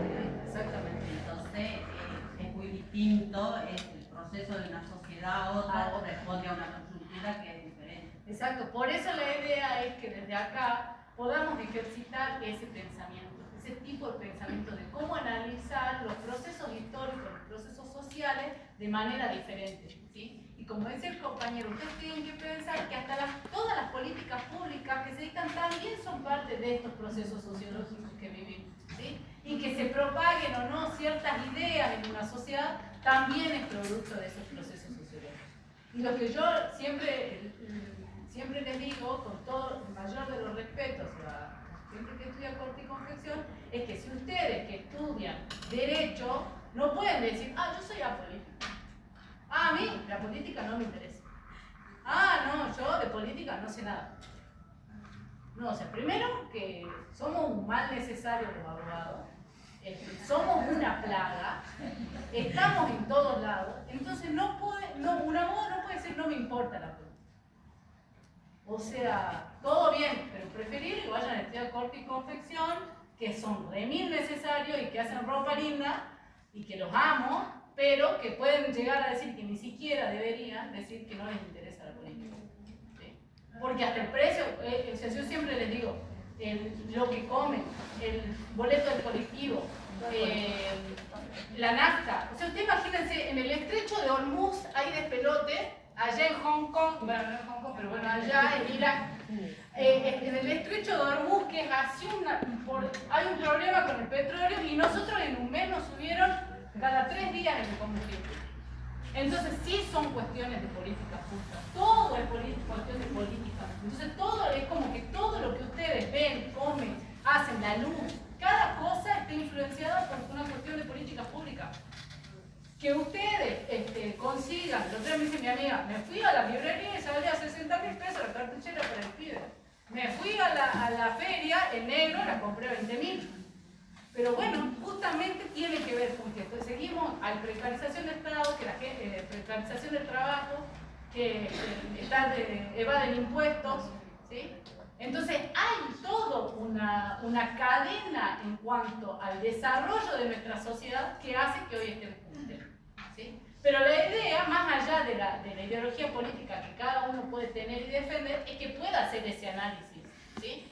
Es decir, nosotros como sociedad bajamos la edad de imputabilidad infantil, ¿sí? Pero tenemos un Estado ausente, ¿sí? Pobreza, desnutrición. Entonces, ¿cómo este Estado encima criminaliza lo que el Estado mismo causa? Sin hablar ahora de la baja natalidad. Ya no hay niños. Exactamente. Y no, porque la gente no planea tener hijos porque no le puede dar de comer. Yo, con mi perro, Yo tengo... No experimento el tercero. No lo experimento. No. Por eso te dicen tercera discordia. Sí, si bien ves todo lo que todo se relaciona, todo de hecho con el tiempo, somos parte de esa sociología, de la empatía. Si mis compañeros dijeron, la madre que tiene hijos de 25, los hijos que tienen que salir, que tienen que alquilar, entre todos ellos yo me pongo una preocupación en la cabeza y me pongo a pensar en este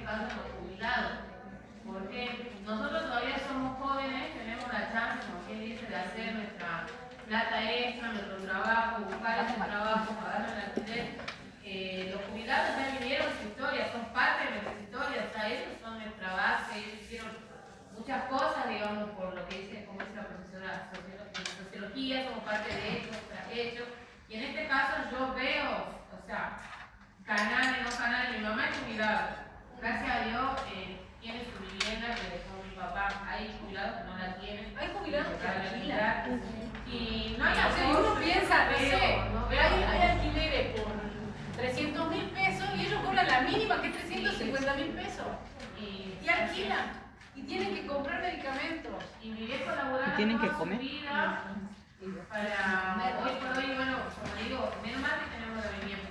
Laboraron toda su vida, hay gente que no les dieron la vivienda y tienen que pagar, pero no veo mucho interés, digamos, por la sociedad joven para los jubilados. Sí, bueno, quizá como dice usted, son canales de Buenos Aires, canales de... Pero acá yo no me voy muy lejos, digamos, donde yo vivo, mi contexto. Mucha gente, tengo un montón de conocidos que están en situación, que son indigentes. O sea, yo creo que también forma parte de este tema de la sociología. También nosotros vamos avanzando, pero estamos como muy mirando nosotros hacia adelante. Hay muchas cosas que estamos dejando atrás. Por eso esa es la idea de que puedan ejercitar ese pensamiento sociológico. En este caso, bueno, lo que decía, Eso fue el... Hay una trabajar, estudiar, quizá y pagar una licencia. Hay una ley que muchos hablan de los jubilados, ¿no? Que pobres jubilados, los diputados, la gente misma, pero hay una ley que lo mata al jubilado, porque el padre no trabaja, la madre no trabaja, y ese pobre jubilado tiene que pasar, le quitan de su sueldo, el miserable sueldo que dicen, para sustentar a los nietos. Pero es una responsabilidad. Yo digo, tendrían que cambiar esa ley. Yo hablé con diputados, pero lo que pasa es que uno está dentro de las obligaciones subsidiarias del pariente. Sí, bueno, pero entonces que no hablen de los jubilados. No, bueno, sí, pero justamente hablamos de ese proceso justamente de que es algo y que muchas veces tienen padres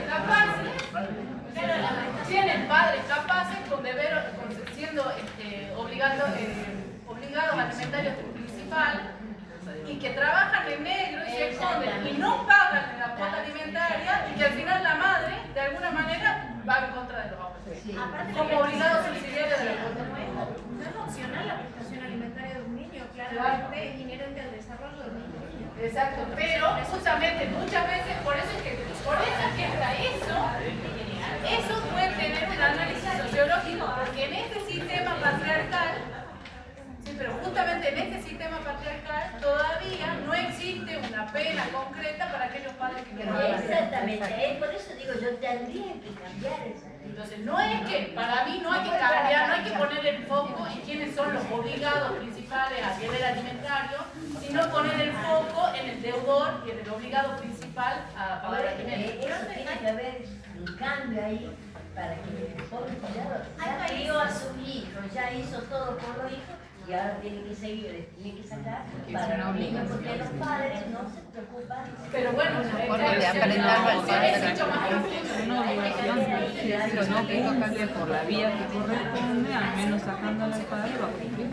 Eso se piensa. Va preso y como está preso tiene el trabajo. No, la persona sigue sus actividades laborales y todas las noches se tiene que presentar a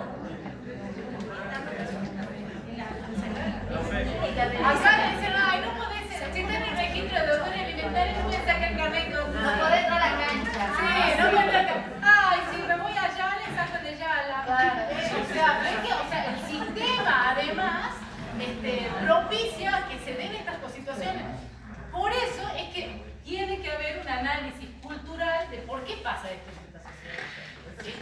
Y como decía la compañera allá, que eso quería decir justamente, por eso es que Mills habla del hombre, que el hombre muchas veces de manera egoísta piensa que lo que le pasa a él solamente le está pasando a él. Y no, porque como sociedad no estamos desarrollando la empatía. Y lo que me pasa a mí, quizás yo puedo estar en una mejor situación, pero también tengo que tener la posibilidad de mirar lo que le pasa al de al lado, digamos. ¿Sí? y que eso nos ayuda sociológicamente a verlo de otra manera. Un poquito que ella quería estar hablando. Pero pues no existe la sociedad perfecta. No, obviamente que no. Con el primer mundo, como usted dio el pero el primer mundo tampoco lo mejor. Claro, ellos tienen otras deficiencias. Entonces, si buscamos y vemos matices, somos matices en común problemáticos como Latinoamérica. Exactamente. Capaz en algún futuro lleguemos a otro nivel de problemas más complicados todavía, pero ahora nos presenta esto y es esto lo que debemos debatir y es el proceso de los distintos problemas que vamos a afrontar como sociedad constantemente. Pero por eso justamente, seamos jóvenes o viejos. Obvio, pero justamente la idea de la sociología o de la teoría sociológica es que podamos analizar los diferentes procesos sociales en las diferentes sociedades, en los diferentes tiempos y en las distintas partes del mundo. ¿Por qué pasa esto? Como dice la compañera, ¿por qué en Chile, que es el país vecino, o sea, estamos pegados, y en Chile los meten presos y deben la cuota alimentaria, y acá en Argentina no pasa? Porque acá las cárceles no dan abasto. Porque hay otro problema. Incluso Miguel Sáez, cuando analiza, digamos, la tendencia de excepción de la norma en Latinoamérica, Capaz que sería un desierto, digamos, si lo tienen que decir todo.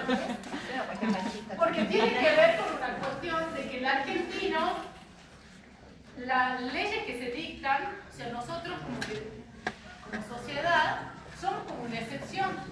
Porque en el régimen penal siempre como dice, si endurezco la pena, el delito baja.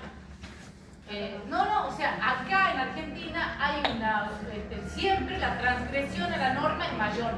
Entonces, no desalienta el crimen, por ejemplo, que yo levante la pena. Ni va a desalentar el crimen juvenil, que los pibes no tienen para comer, o sea, no saben leer, no comieron, no están bien nutridos hasta los 5 años, o sea, no les importa que le diga si le van a dar 5, 8, 10 o 20, porque los pibes están perdidos. O sea, y es terrible, porque nosotros como sociedad tenemos que entender que tenemos una generación que está perdida.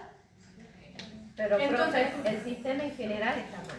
El Porque sistema ellos está mal. ingresan presos y ellos prefieren muchas veces delinquir cuando salen para volver adentro, porque de Porque adentro adentro manejan comen. todo. Exactamente. No, y aparte dentro tienen... La comodidad son obligaciones. Pero es lo que yo le digo, por ejemplo, No, a ver, ustedes para piensan, tapar tiene ya no derecho estamos yendo por la lengua, No, eso es ser obligaciones. Vos saliendo, vos sabés que te tenés que romper para pagarte el es lo que yo les derecho. decía recién. Nosotros estamos aumentando la edad de imputabilidad infantil, ¿no es cierto? Pero si ustedes ven un estado que de por sí ya es deficitario y ausente, tenemos chicos que hasta los 5 años ni siquiera están bien alimentados. O sea, si a los 5 años o hasta los 5 años no estás bien alimentado, chao, se te quemó la mitad del coco, más o menos. Tenemos una sociedad además que implica que muchas mujeres, como decía la compañera, salgan adelante con sus hijos solas. Entonces, esas madres que por ahí no tienen ayuda, tienen que decidir entre trabajar y cuidar al pibe. Bueno, trato de trabajar para darle de comer al chico, pero el chico durante todo el día está solo. Entonces, hay que ver que se analizan, o sea, todas las escalas del proceso. Porque después, si ese chico, que la madre no está, no es que no le importa a la madre, porque la madre labura para darle de comer, pero no puede estar en todos los momentos de la vida del chico porque está trabajando. Entonces ese chico toma malas decisiones, ¿sí? Y no sé, empieza a consumir, empieza a delinquir para consumir, le roba hasta a la madre, lo poco que la madre puede comprar lo roba, lo mandamos a un reformatorio, que nadie quiere ir a esos lugares, donde les pegan, los violan, porque es la verdad, los matan de hambre, tienen que subsistir como sea dentro de esos lugares, y a los 18 años van reformados. No, esa persona no sale reformada. O sea, más con dañada. una adicción mucho más fuerte, con un odio hacia el Estado, hacia la sociedad, hacia su propia familia, porque no le importó a nadie en realidad. Entonces, el sistema, como decía la compañera, está mal, porque el sistema no está destinado a la reinserción social, como está planteado. Entonces, y nosotros encima es como que, bueno, sí, a los 13 te la mandaste, bueno, 20 años, te juzgo como adulto, o sea, si vos estás, por ejemplo, a los 13, salías a los 33, perdón, a los 33, no, seguro que no salís mejor. Aparte, Entonces, por ahí el aumentar la pena no hace la diferencia, no resuelve el problema de fondo. Exacto. Es que antes de aumentar la pena tienen que analizar una institución. La política social es el Claro, y todo tiene que ver con políticas públicas, políticas estatales, políticas. En especial la política pública que pasa la sociedad contra las adicciones. Hay chicos de 13, 14, 15 años que no tienen dónde llevarlos. Por ejemplo, hay un perico, hay uno que se llama Rollave, que mayormente si el chico es de lejos, que cae mansito, le den mal, lo pueden hospitalizar. Si tenés un chico de perico, te dan un ambulatorio. Es muy difícil lograr combatir una adicción porque no tenemos los recursos suficientes ni nadie que te ayude ni te ampare bajo esa situación. Profe, y esto que decía usted, perdóneme, el tema de una madre que no tiene ayuda, no es una madre que no tiene ayuda, es una madre que está en contraposición a un otro que se desliga de sus obligaciones porque está aceptado socialmente. Está aceptado socialmente. Pero quizá esa madre, no sé, la que está sosteniendo esa educación, esa crianza, esa manutención del poder, es que tengo que darle de comer a mi hijo, tengo que cuidarlo, tengo que ver que no duerma pero sin embargo a la otra parte no se le dice nada, digamos. Exactamente. Como que bueno, no importa, porque capaz que si yo le meto un juicio, capaz que los padres se hacen cargo, qué sé yo, pero realmente la madre sigue estando sola. Y por otro lado, si yo me pongo en abogado del diablo, que es la idea, puedo decir que también hay un montón de casos de hombres que quieren ocuparse de su hijo y problemas para que esos padres puedan ejercer su paternidad de manera correcta, porque también hay casos. Son los menos, con todo mi respeto, chicos, son los menos esos padres, quizás, que se ponen la camiseta y dicen, bueno, por ejemplo, mi ex tiene problemas de consumo y yo me hago cargo de los chicos. Son los menos esos padres. Pero también también existe, por eso es que hay que siempre ver cómo equilibrar la balanza y esa es la idea de ustedes. No por nada esta materia está en primer año, ¿sí? Porque lo que vean acá después lo van a ver en la introducción a la sociología y después lo van a poder aplicar en introducción a la filosofía y después lo van a poder aplicar en filosofía del derecho. Y la idea es que nosotros desde acá también tengamos un avance con respecto a cómo sociológicamente, digamos específicamente, cómo se aplica la sociología del derecho, ¿sí? Por eso es que para empezar está bueno tener estas discusiones, ¿sí? Porque si no, es como que queda en la teoría nada más. Y la idea es que ustedes puedan llevarlo para el análisis de la realidad, ¿sí?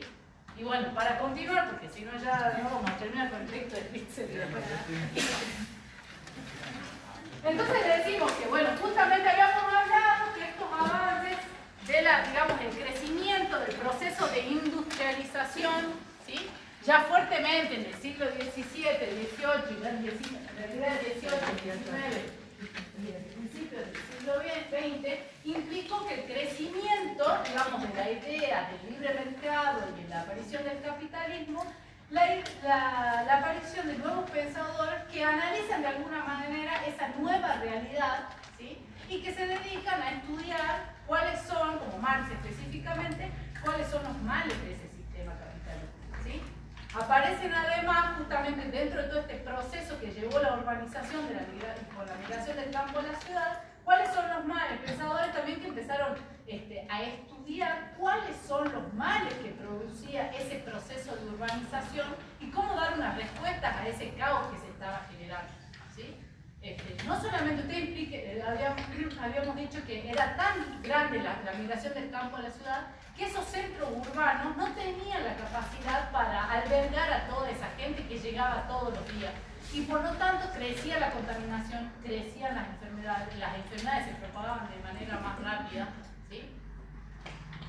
El ruido al que no estaban acostumbrados. Imagínense la contaminación sonora, la contaminación ambiental, que bueno, obviamente no se tenía conciencia al respecto, pero la idea de que no había ningún tipo de cuidado ni regulación de cómo se producía, ¿sí?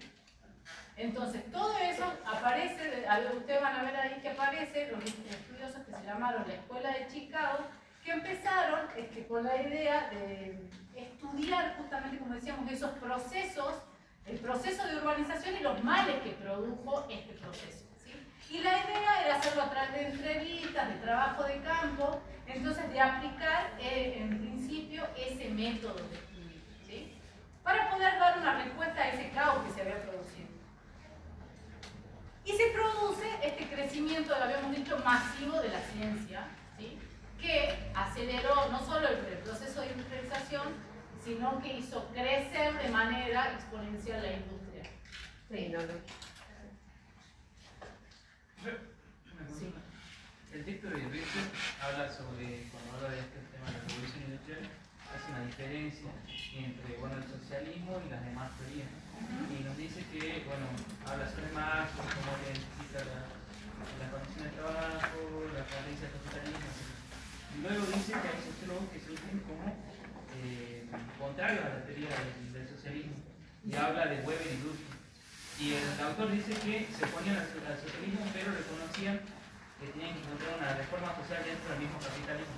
O sea, ellos también criticaban el capitalismo, pero no proponían un nuevo orden. Lo que pasa es que, claro, Marx, eso ya lo vamos a ver después cuando veamos esos tres pensadores, pero lo que pasa es que Marx, su idea era una idea completamente contraria al capitalismo, o sea, como que había que sacarlo de raíz, ¿sí? Y que él decía que la revolución socialista o la revolución del proletariado iba a llegar solamente, o sea, cuando el proletariado, no era algo que iba a pasar indefectiblemente, porque él decía que la gente se tenía que unir entendiendo de que son más y que debían rebelarse contra ese sistema. Para hacer un análisis histórico de la historia. Exactamente. Que no llegaba a decir que iba a llegar a un punto en el cual la sociedad por sí misma iba a volver. Es que ahí no estamos adelantando mucho, pero bueno, sí, la idea es que él habla de ideas en la dialéctica, bueno, eso lo vamos a ver después, pero en el tema, con respecto a la que él toma la teoría de la dialéctica, la idea de que tenemos una tesis, o sea, una situación de hecho que se nos presenta, a la que surge otra situación que se le contrapone, de lo cual va a surgir la revolución. En este caso, hablemoslo así, el sistema capitalista va a tener el movimiento obrero, va a crecer de tal manera que se va a poner ese sistema, y de ese choque entre, digamos, ese conflicto que va a surgir entre las dos clases sociales, él decía que la idea es que tenía que surgir una nueva idea superadora, que era el socialismo. ¿Sí? Entonces, para entender la diferencia entre Marx y Durkheim, sería que Marx proponía un cambio radical dentro de la orden social, y Weber y Durkheim criticaban el capitalismo, pero no proponían ese cambio profundo. No, y aparte o sea, su estudio básicamente de Weber y de Durkheim no era específicamente, estaba centrado en el capitalismo. ¿Sí? Durkheim de alguna manera decía, bueno, sí, a ver, ¿cuáles son los males del capitalismo? ¿Por qué llegamos a esto? ¿Qué pasó como en el proceso social? Weber, por otro lado, no se oponía al sistema capitalista y aparte destinó, digamos, su estudio más a lo que eran las burocracias modernas, a cuáles habían sido algunos de los resultados del capitalismo, pero no se centró en eso específicamente como Marx. ¿Sí? Marx basó todo su estudio, o sea, toda su vida en criticar el capitalismo y de ver cómo hacía para voltearlo y que por favor la gente se despierte y vaya en contra del capitalismo. Creo que hay una película, si no me equivoco, Los Niños de Plomo puede ser, que habla todo esto de la industrialización. Sí. Que el sistema capitalista hacía tipo propaganda en ese tiempo alrededor del campo, como se dice, para tener más trabajadores, en que dentro de esta industria iba a haber, digamos, trabajo, comida, bienestar en la familia, todo eso, se mudaban todos a la ciudad con toda la familia, y la política es la que tapaba todo el tiempo las enfermedades que empezaron a surgir dentro de esa fábrica. Exactamente. Todo el tiempo la política, digamos, tapó, se iba muriendo gente, en la cual luego no había ni registro, y entraba otra gente, digamos, todo el tiempo dentro de este sistema capitalista, lo que se puede llegar a ver, que la política es el caso. Era Netflix. Pero bueno, para que ustedes vean dentro, o sea, por ejemplo, hoy también hablábamos, no sé si vieron Los Miserables, la película de Los Miserables, yo soy Jean Valjean, mi nombre es Jean Valjean. Bueno, ahí también pueden ver algunas, porque son en distintas épocas, ¿sí? Pero cómo se da el proceso ese de industrialización. Además, este sistema, digamos, esta inmigración del campo a la ciudad que implicó este proceso de urbanización que apareció, implicó que aparezcan nuevas enfermedades, que se propagan las enfermedades, la contaminación, además implicó que las mismas empresas de alguna manera puedan constituir centros donde albergar a esa gente que trabajaba en su fábrica. ¿Sí? En ese momento, o sea, lo que se llamó después el sistema de camas calientes, implicaba que esta gente que venía a trabajar a mi empresa trabajaba 12, 18 horas y se iba a descansar 6 horas en una cama que ya estaba caliente porque se despertaba otra persona y trabajaba 18 horas. Entonces cuando terminaba su turno, volvía a trabajar. Entonces siempre esa cama estaba caliente porque siempre la ocupaba alguien para descansar. Todo este proceso, además decimos que el crecimiento implicó igualmente un crecimiento en la ciencia, un crecimiento en el conocimiento, en la búsqueda del conocimiento, y aparecieron pensadores, los que ustedes van a ver en el texto como los pensadores de la Ilustración, que fue un movimiento que no solamente era político, filosófico, ¿sí?, económico, pero que tenían, o sea, que pensaban directamente que la razón era la fuente de todo conocimiento, ¿cierto? Entonces, yo pienso, luego existo, ¿sí? La idea de que la razón como fuente de conocimiento era lo único que nos podía, digamos, llevar a conocer la realidad y poder también mejorarla de alguna manera, ¿sí?, o producir un cambio en el mundo social. Aparece en esta idea de la separación, ya habíamos dicho, del Estado, de la Iglesia, la idea de que pensadores de la Ilustración como Montesquieu o Rousseau, del sistema de la limitación de los poderes del Estado, ¿sí?, la idea que hasta hoy sostenemos de la división de poderes, de este sistema de frenos, de pesos y contrapesos que ejercen un poder sobre el otro para evitar la concentración del poder en una sola persona, que es el poder ejecutivo. Entonces tenemos el poder ejecutivo, el poder legislativo, el poder judicial. Montesquieu decía que todos tenían, digamos, cada uno tenía su área específica y sin embargo todas las decisiones que tomaba uno u otro poder podían ser controladas por el otro. ¿Sí? Entonces nosotros vemos, si hoy en día decimos sale un decreto de necesidad de urgencia, indefectiblemente luego ese decreto tiene que pasar a ser convalidado o no por el poder legislativo. ¿Sí? Tiene que pasar por el Congreso. Tengo una duda cronológica. Los pensadores de la Ilustración surgen paralelamente a los 9 teóricos que se mencionan, Marx, Weber, sí, igualmente eso es como muy estás hilando muy fino. No, pero... Porque no te voy a decir, decime qué año sacó el Capital Marx y qué año, o sea, es como un montón, pero bueno, sí. No, eran antes, creo. Antes. Sí, Marx, sí. O sea, porque el texto dice que la Ilustración tuvo un desarrollo negativo, indirecto y negativo para hacer la teoría sociológica.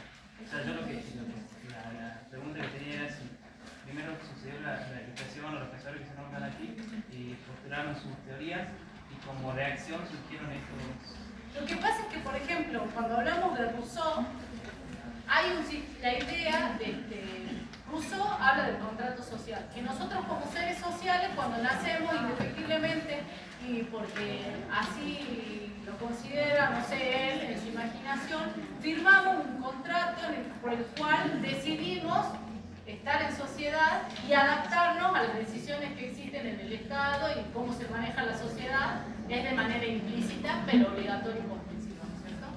Entonces, pensadores como Rousseau, de alguna manera, y después como Hobbes, que Hobbes plantea una demonización total del Estado, digamos, como un demonio que todo lo ve y que está por encima de todos, surgen este tipo, o sea, también de alguna manera encuentran resistencia, porque el Estado, otros pensadores, los libres pensadores, hablan de un Estado que no intervenga. Y por otro lado, Hobbes habla de un Estado como un demonio que tiene que ver e intervenir en todas las cosas de la vida social.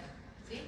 Entonces siempre es como que hay una respuesta o una contraria a las teorías que van surgiendo. ¿Sí? Pero básicamente los pensadores de la Ilustración se basan en que todo conocimiento, que podemos llegar al conocimiento a través de la razón. Y que eso nos va a permitir de alguna manera crear, o estudiar el mundo social, conocer el mundo social y, como yo les decía, proponer alguna mejora. ¿Sí? O cambiarlo y poder entender por qué se dan esos malos. Durkheim, por ejemplo, decía que cuando entra en crisis, digamos, la idea de la sociología como ciencia, Él decía que la sociología efectivamente era una ciencia porque se podía aplicar el método científico que se usa en las ciencias naturales. ¿Sí? Esto me parece que ya lo habíamos dicho la clase pasada. La idea de conocer, de llegar al conocimiento a través de la observación, la experimentación, la recolección de datos, poder analizar esos datos, compararlos con otros datos, ¿sí? Y, como hacen las ciencias naturales, en realidad poder llegar a leyes que son de tipo universal. ¿Sí? Weber decía que no era posible aplicar ese método a la sociología porque todas las sociedades, como decía la compañera, son diferentes y pasan por procesos diferentes y tienen idiosincrasias y culturas diferentes. Y por lo tanto era más complicado llegar a esas leyes universales con las que propone el método científico tradicional. Sin embargo, la idea de poder estudiar, digamos, de revisar o seguir este método, ¿por qué? Porque la ciencia natural dice, si vos haces este paso, llegás a este resultado. Y siempre que vos respetes ese método, vas a llegar a un resultado determinado cuando vos te planteas una hipótesis determinada, ¿no es cierto? Pero en el caso, eso no se puede aplicar a las ciencias sociales y sobre todo a la sociología, ¿sí? Porque estudiamos el colectivo, las sociedades, los procesos sociales, porque pasa una sociedad completa, no al individuo, ¿sí? Pero es difícil encontrar llegar a esas leyes universales, pero los pensadores de la Ilustración creían que sí podíamos llegar a leyes sociales, ¿sí? De alguna manera decir, bueno, si nosotros seguimos este método, después vamos a obtener determinados resultados que vamos a poder comparar. ¿Y por qué en esta sociedad pasa una cosa y en esta sociedad que se cumplió un proceso parecido, hubo un resultado diferente? ¿O por qué en sociedades que no están conectadas llegaron a resultados similares? ¿Sí? Entonces, esa es justamente la idea de la Ilustración y de aplicar también justamente este método científico. Y es por eso que la sociología, y después lo vamos a ver cuando veamos Bourdieu y Bauman también, es que justamente la sociología de alguna manera con este método va ganando confiabilidad, ¿sí? Porque hace un estudio pormenorizado de esos procesos sociales y llega a conclusiones, ¿sí? Que nos permite compararlas con otras. Entonces, al tener un método que se pueda aplicar, puede ser considerado una ciencia como la sociología, ¿sí? Yo creo que porque ya terminamos, para la semana que viene, yo estoy segura que esta semana la profe creo que va a dar el texto de Hansky de lo social y la naturalización de lo social, ¿sí? Para que ustedes lo lean, avancen con eso, no es un texto largo, y lo tratamos la clase que viene, ¿sí? Pero espero que vayan avanzando con